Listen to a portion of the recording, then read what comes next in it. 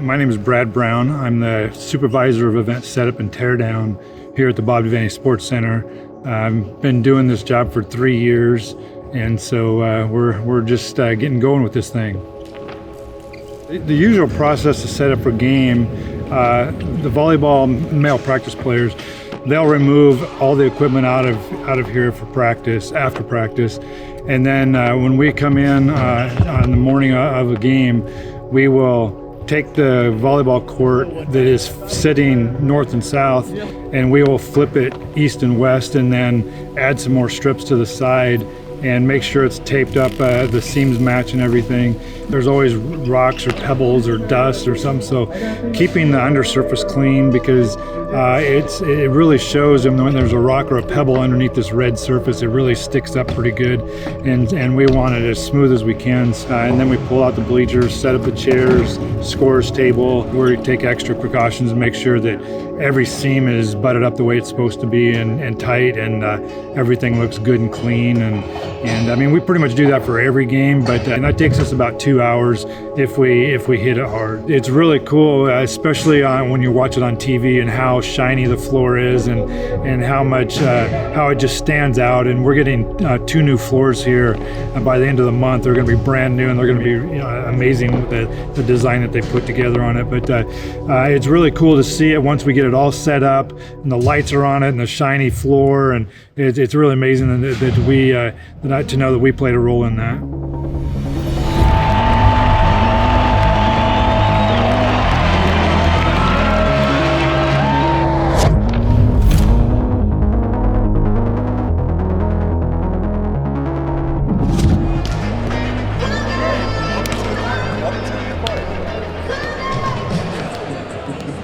My name is Kelly Hunter Natter, and I am the assistant coach for Nebraska Volleyball.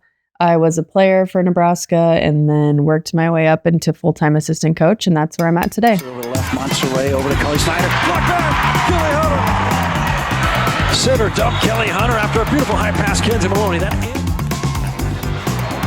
it comes. And that's an ace!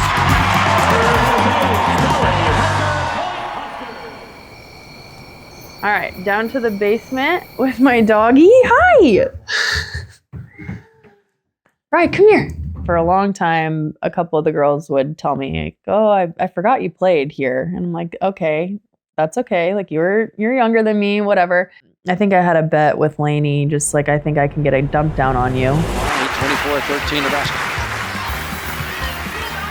Great set, bump set there by Natter. She didn't stumble trying to get to it, so bump sets to the outside. Oh, she two shoots it over, fooled everybody. Yeah, they were like, oh, there it is. I hope Bergen was watching that. Yes, yes. She said, did you see that? It was very humbling. It was like a taste of kind of like when Unc shows you a little bit of skill. And she goes, you like that, Bex? I was like, oh, that's crazy. She hit it right back at me. I'm like, oh, man. I think it was kind of just like, that was a pretty good play.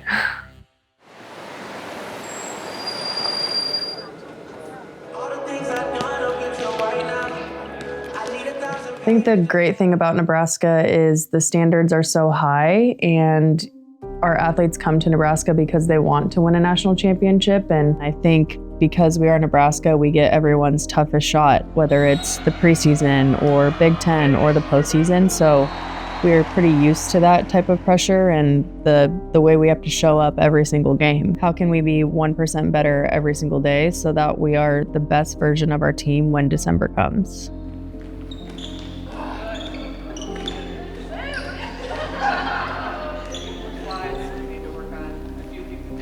How I describe the competition in our gym is it's very intense. We get so into it. There have been emotional sixes. People have left crying before. My whole goal this year was just to push and push and push everybody. And the best way to do that is by example. So I'm usually the first to get it rolling with cheers and this and that. And naturally, like, everyone being such competitors, it like builds on itself.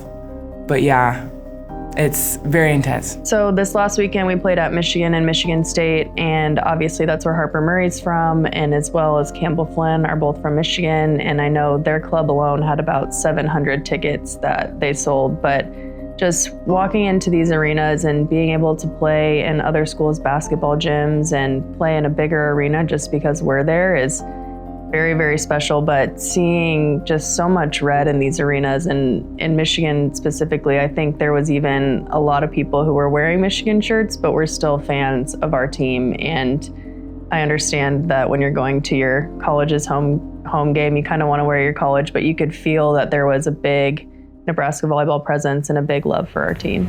Welcome back. We're about ready for volleyball. Nebraska on the road against Michigan State. Keys for Nebraska: make adjustments as the match goes on, especially on Michigan State's left sides. Try to get positive block touches on their attacks and eventually shut them down. Pass Huskers, and a quick attack. Well, right into the middle, but that's not a middle. That's Virginia Adriano. Harper bangs it off the digging out of here. Bergen sets Rebekah Allick. Kaboom! It's 6-11 East Lansing. Big block. Andy Jackson, Taylor Landfair. Kaboom! 2011. Chobway, Virginia, another swing. And it's down! Nebraska wins.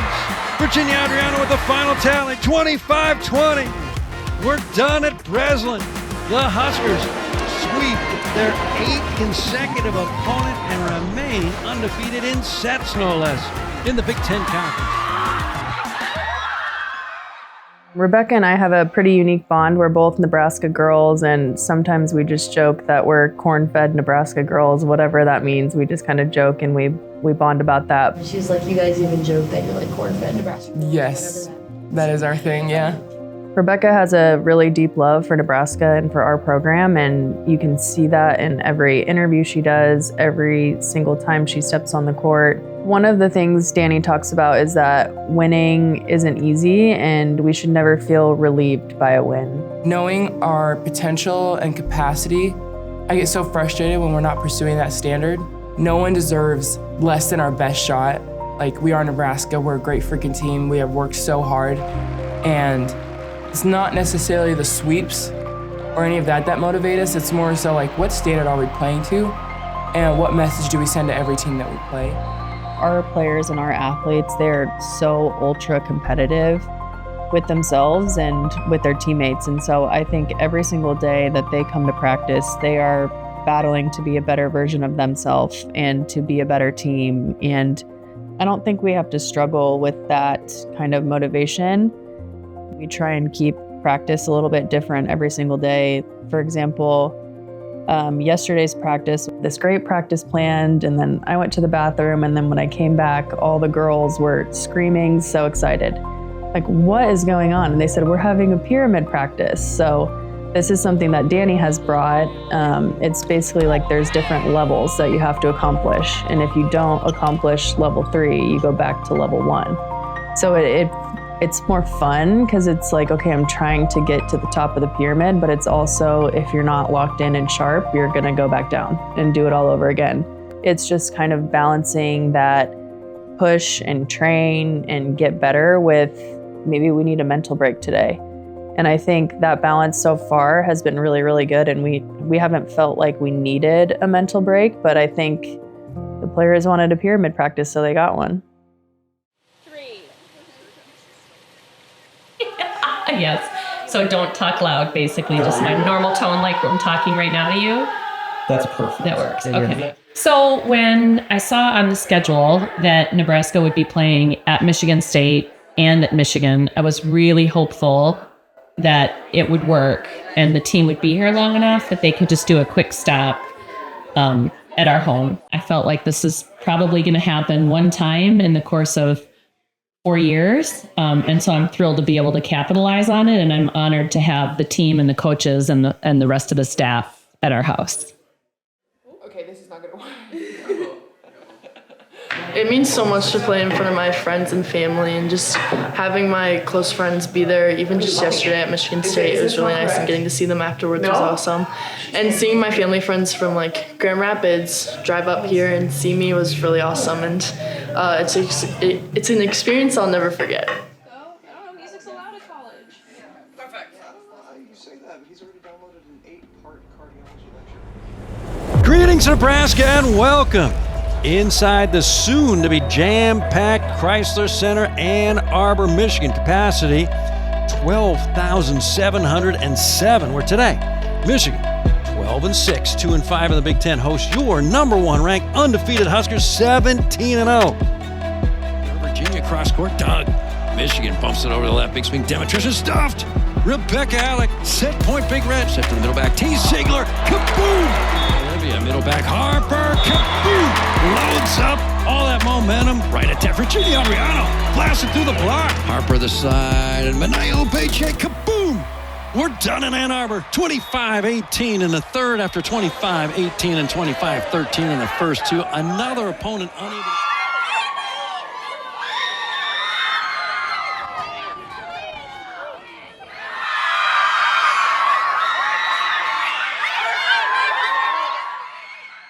Off the top of your head, you can roll them off. Can you name all the away matches that you guys have seen fans waiting for you after the match?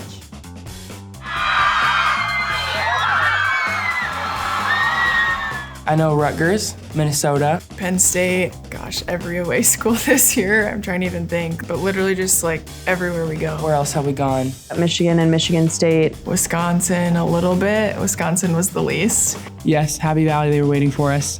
Last year, like there was fans are on our bus in Washington, so it's literally coast to coast. And I'm betting USC. I'm just gonna call it right now, USC.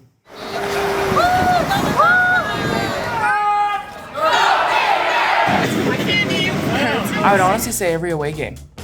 I don't think we've ever walked out to like an empty walk, to be honest. I was talking yesterday, like it's so crazy to just the difference from even my freshman year to now. Like there would be every once in a while, there would be people outside waiting for us by the bus, but this year it's every single bus we have to have barricades, so it's pretty cool to see the growth.